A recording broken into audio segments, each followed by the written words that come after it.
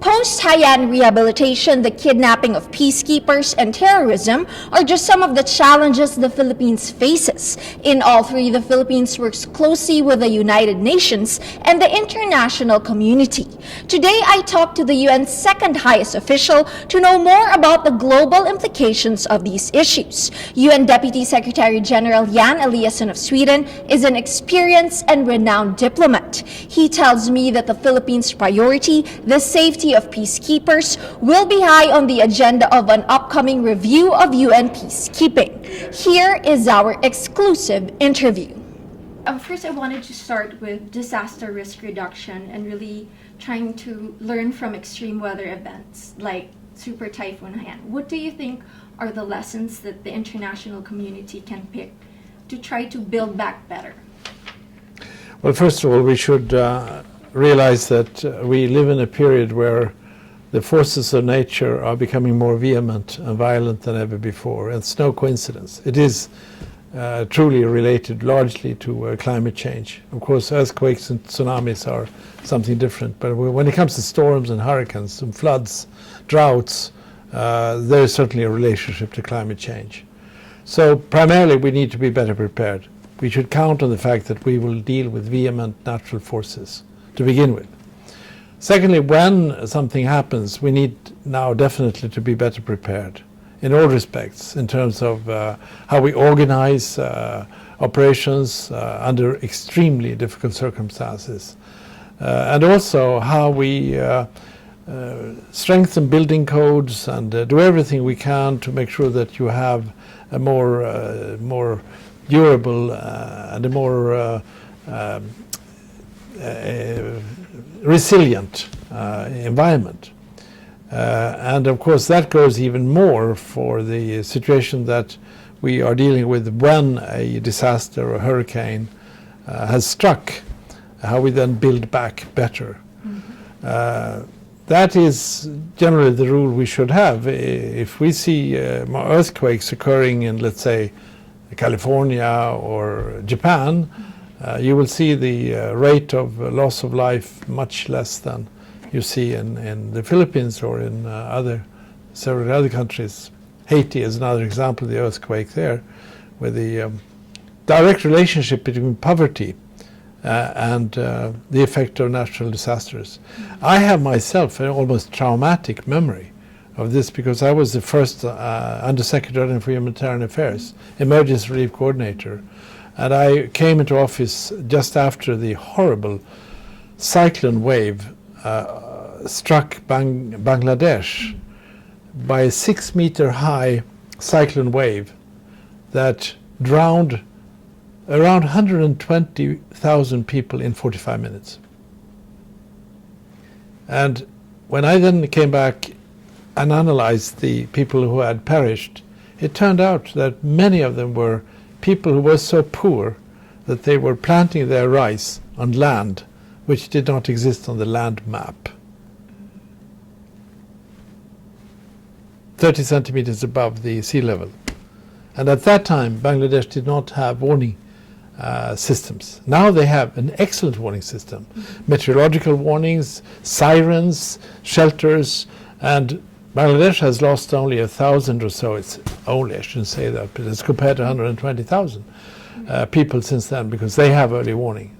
So that's another aspect. You need to bring in the early warning signals, apart from the building back better task. I wanted to ask you about the high-level independent panel that the SG recently announced for reviewing peace operations.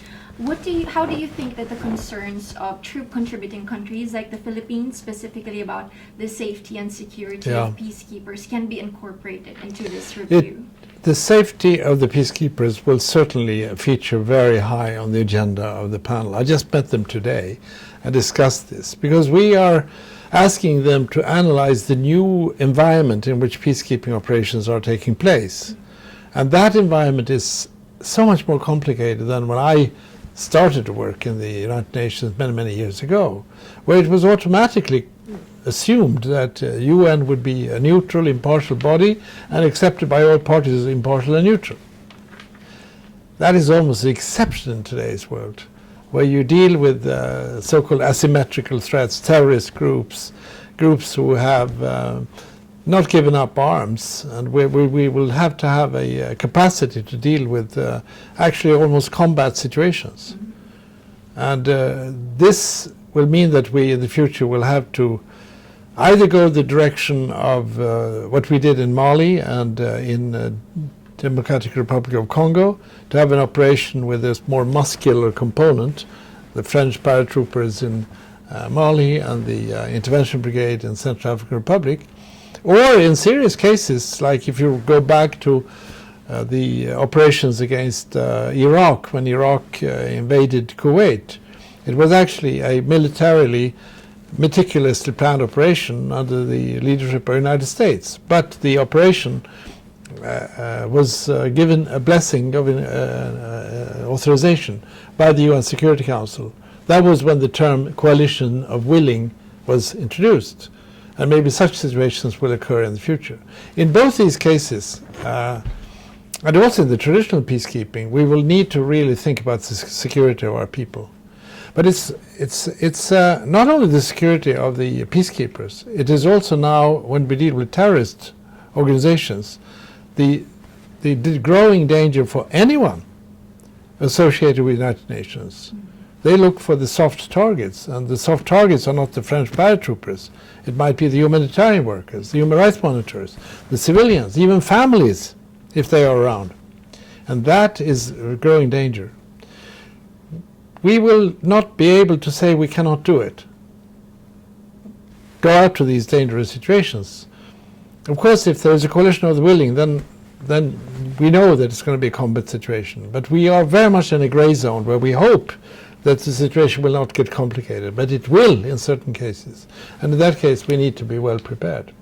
Here we have a problem that we are really a low budget operation in terms. I mean, if you look at what a UN peacekeeper costs as related to, for instance, to a US soldier in Iraq or in Afghanistan, I think it's a fourth, 25%. So we don't have the equipment level that we should have, and I think the troop contributors have a right to expect that help. And I think the member states, particularly members of the Security Council, need to really make sure that we have the resources given, and that they are compatible with the mandates given and the environment in which we work.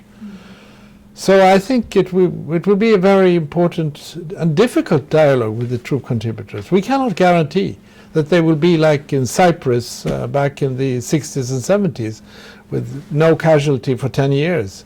It's going to be much more difficult. We see the cables coming in every morning. I wake up every morning asking myself, where did we lose anyone yesterday? And every time we know it's our colleagues. I know. I've lost so many friends myself. It's a bad world. But we need to be very open about this. And I also think it's fair that the troop contributors countries have a stronger voice in the discussions about peacekeeping operations. I was myself formerly Foreign Minister of Sweden and Perm Rep here. Yeah. So I've been in the General Assembly saying that we as troop contributors want to have a voice. And I find that reasonable. We need to have a dialogue, and growingly so if the dangers now grow also. So the review will include that. They are an independent review panel. I just met them today, but judging from the composition of that panel, I feel very comfortable that they will not avoid any sensitive issues. It's an excellent panel. Although we need more women on it. Yes, yeah, that was the question. But we are adding, you are the first one to get the news. We just added new terms of reference, making reference to Resolution 1325 and its followers. It's now part of the terms of reference. And we will also have contact with some very important women who have been dealing with peace building and peacekeeping. Not so much peacekeeping, it's peace building and peacemaking. That's good news. It's improvement. Yeah, I admit it was an improvement that perhaps should have been done from the beginning. You talk about terrorism in the context of peacekeeping, and that's a huge issue.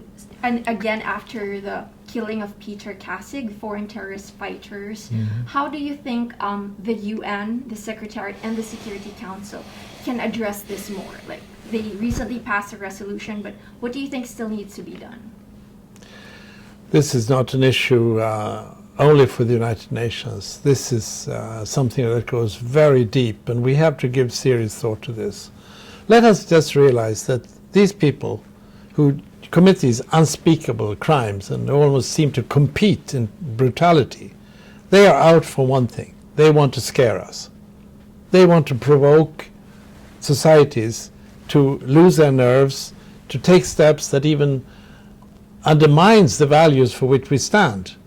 They want us to be scared and worried, and this is their intention. They want to gain power by spreading fear.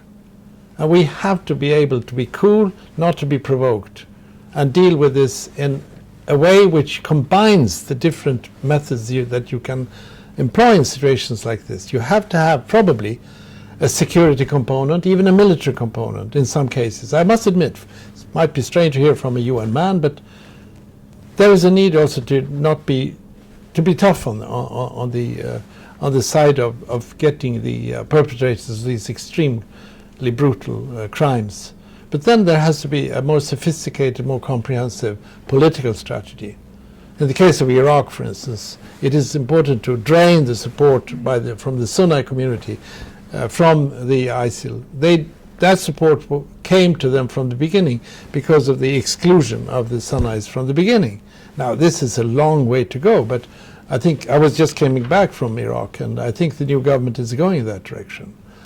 But the wounds are deep, and this shows the importance of having inclusive societies generally. If you isolate a group and they are part of the growth and political power developing in the central government, then you pay a price later on. And in this case, the wounds are very deep and partly infected. But I think the new government is on the right track, and I think we should combine those security measures with a comprehensive political strategy. And that's our exclusive interview with UN Deputy Secretary General Jan Eliasson. Continue following Rappler's coverage as we help you make sense of news in the Philippines and the rest of the world. Ayee Macaraig, Rappler, United Nations.